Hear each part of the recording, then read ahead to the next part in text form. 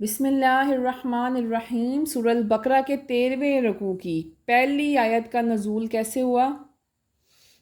حضور اکرم صلی اللہ علیہ وآلہ وسلم صحابہ کرام کو کچھ تعلیم و تلقین فرماتے تو وہ کبھی کبھی اثناء تعلیم میں عرض کرتے رائنا یا رسول اللہ، جس کے معنی تھے یا رسول اللہ صلی اللہ علیہ وآلہ وسلم ہماری بھی رعایت فرمائیے، یعنی ہمیں کلام اقدس کو سمجھ لینے کا موقع دیجیے۔ لیکن یہ لفظ رائنا یہود کے عرف میں سو ادبی کا لفظ تھا، سو ادبی کے معنی رکھتا تھا۔ انہوں نے تو بغرض اہانت رائنا کہا نا، اور صحابہ کرام نے ان کے اندیکھا دیکھی رائنا کہنا شروع کر دیا۔ حضرت سعد بن معاذ رضی اللہ تعالیٰ عنہ یہود کی اس اصطلاح سے واقف تھے۔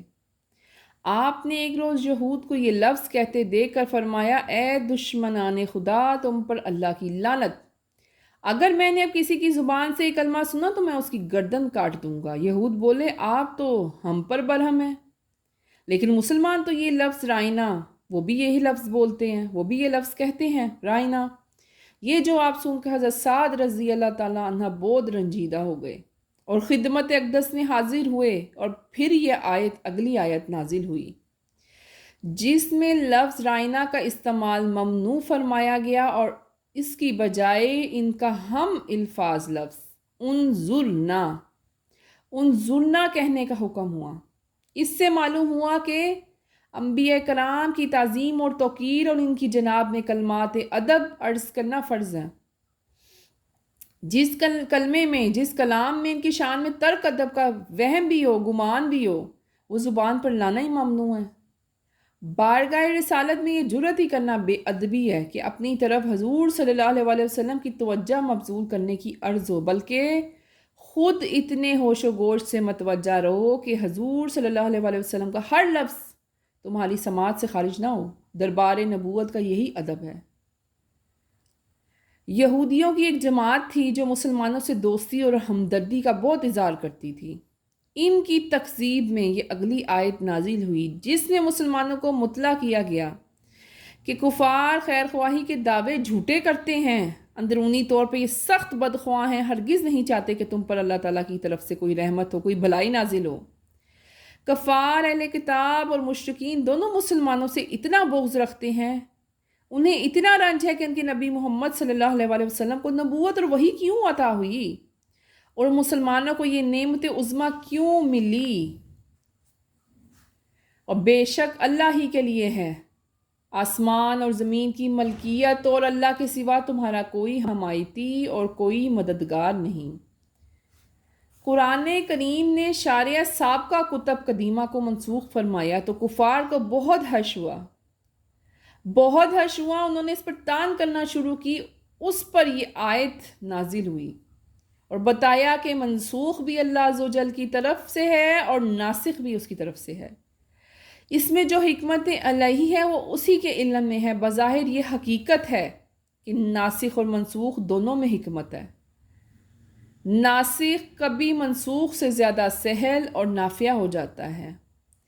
قدرت الہی پر یقین رکھنے والے اس میں تردد نہیں کرتے۔ کائنات میں مشاہدہ ہے کہ اللہ تعالیٰ دن سے رات کو بدلتا ہے، موسم گرما سے سرما لاتا ہے، بچپن سے جوانی اور جوانی سے بڑھاپا لاتا ہے، بیماری سے تندرستی اور بہار سے خزاں کو منسوخ فرماتا ہے۔ یہ تمام تر تبدیلیاں اس کی قدرت کے دلائل ہیں۔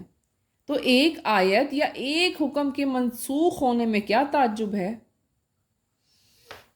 اب اگلی آیت میں یہودیوں نے حضور اکرم صلی اللہ علیہ وآلہ وسلم سے عرض کیا، آپ ہمارے پاس ایسی کتاب لائیں جو آسمان سے ایک ہی باری میں پوری نازل ہو، تھوڑی تھوڑی کر کے جو وحی کے ذریعے اتر رہی ہے، ہم اسے ماننے کو تیار نہیں۔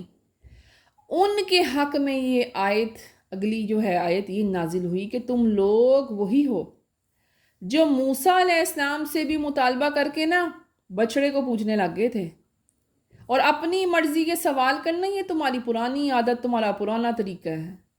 جس سوال میں فساد ہو وہ بزرگوں کے آگے پیش کرنا نافرمانی کے مترادف ہے۔ جنگ احد کے بعد یہودیوں کی جماعت نے حضرت حذیفہ بن یمان رضی اللہ تعالیٰ عنہ اور عمار بن یاسر رضی اللہ تعالیٰ عنہ سے کہا کہ آپ لوگ حق پر ہوتے نا تو شکست نہ کھاتے، لہٰذا ہمارا مشورہ اب بھی یہی ہے کہ تم لوگ ہمارے دین میں فوراً آ جاؤ۔ حضرت عمار رضی اللہ تعالیٰ عنہ نے فرمایا مجھے سب سے پہلے تم یہ بتاؤ کہ تمہارے نزدیک عہد شکنی کرنا کسے کہتے ہیں؟ عہد شکنی کرنا۔ انہوں نے کہا یہ ہمارے نزدیک نہایت مذموم اور بری بات ہے، بہت بری بات ہے۔ تو آپ نے فرمایا میں تو حضور سے عہد کر چکا ہوں کہ زندگی کے آخری لمحات تک ان کا دامن نہیں چھوڑوں گا اور کفر کی طرف ہرگز نہیں جاؤں گا۔ حذیفہ بن یمان رضی اللہ تعالیٰ عنہ نے فرمایا میں راضی ہوں اللہ کے رب ہونے پر، دین کے اسلام ہونے پر، حضور صلی اللہ علیہ وآلہ وسلم کے نبی ہونے پر۔ میں راضی ہوں قرآن کے ایمان ہونے پر اور کعبہ کے قبلہ ہونے پر اور مومنین کے آپس میں بھائی بھائی ہونے پر میں راضی ہوں۔ پھر یہ دونوں صحابی بارگاہ رسالت میں حاضر ہوئے اور یہودیوں نے جو مظاہرہ کیا تھا نا وہ وہاں پہ گوش گزار کیا۔ حضور صلی اللہ علیہ وآلہ وسلم نے ان کے جواب پسند فرمائے اور فرمایا تم نے نجات پالی ہے۔ اس پر یہ اگلی آیت نازل ہوئی کہ اسلام کی حقانیت جاننے کے بعد یہود کا مسلمانوں کی طرف کفر و ارتداد کی تمنا کرنا اور یہ چاہنا کہ وہ اسلام کے بعد ایمان کی نعمت سے محروم ہو جائیں گے، وہ ان کا حسد تھا۔ حسد تھا ان کا مسلمانوں سے کرنا، حسد بڑا بے عیب ہے۔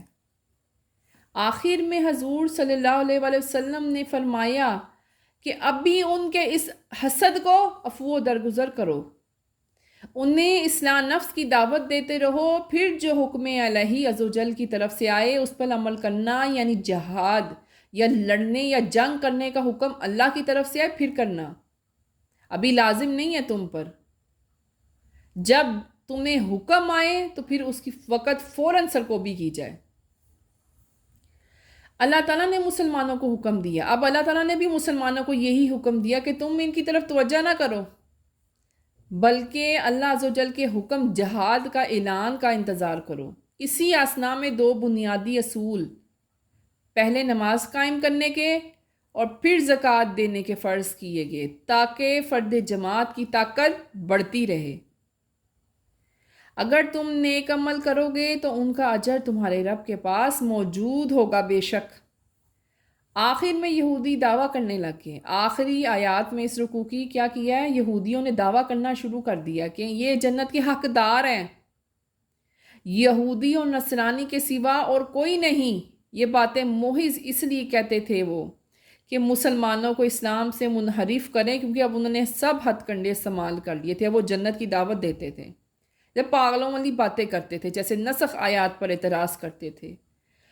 اب دوسری جگہ اسی پارے کے آخر میں اللہ تعالیٰ نے حکم دیا اور بشارت دی کہ قیامت تک کے لیے خواہ وہ کسی بھی زمانے کی ہو، کسی بھی زمانے کے لوگ ہوں، کسی نسل کے ہوں یا کسی قوم کے ہوں، سب کو فرما دیا کیا کہ یہود و نصارہ کا یہ دعویٰ کہ وہ جنت کے فقط مالک اور حقدار ہیں بالکل باطل، غلط ہے۔ عقیدہ صالحہ اور اعمال صالحہ والے لوگ جنت کے حقدار ہوں گے۔